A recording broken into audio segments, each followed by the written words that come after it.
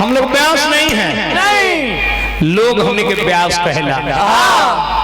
ब्यास का मतलब का है कि गाँव गाँव नचनिया लेके दाम कमाई चले गए।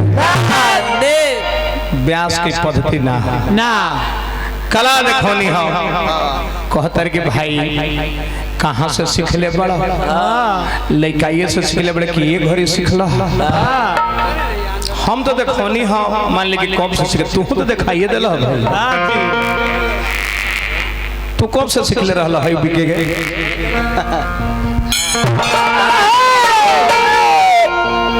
तू कब से सीखला हो। बुरा देखे में जो चला बुरा न मिलिया कोई जो दिल खोजा अपना मुझसे बुरा न हो। बहुत कमी बा बहन गावत तारा कम बतियावत तारा ज्यादा और मैं टरबाएं खाली कोइले बड़ा पहले निमन गावत रहनी अब बढ़िया गावे लगनी। ई दिन दशा रही तो बेचारे कुछ दिन में अच्छा गावे लगी। आज के दौर अभियंता आज के प्रोग्राम व्यवस्था के अनुसार बदल जाना ही कलाकारी है।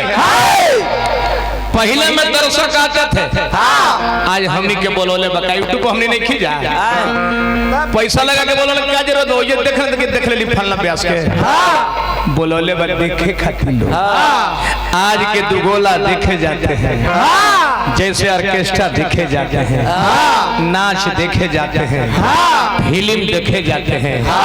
सत्यनारायण भगवान के कथा ना हो कि आंख मूंद के सुने जाते हैं लगातार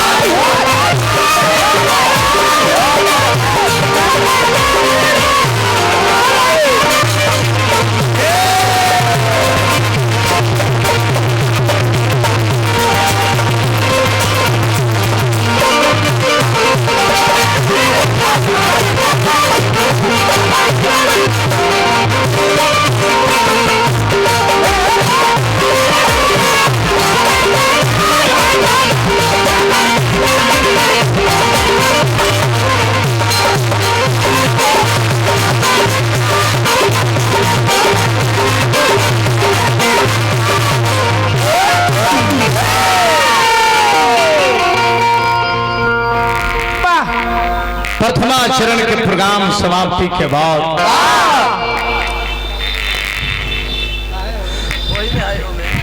तो माइक बंद है फिर माइक बंद हो गई यही में कोड में तार गलती वाला हाय देखा एगो से चलते तार हाय हाय हेलो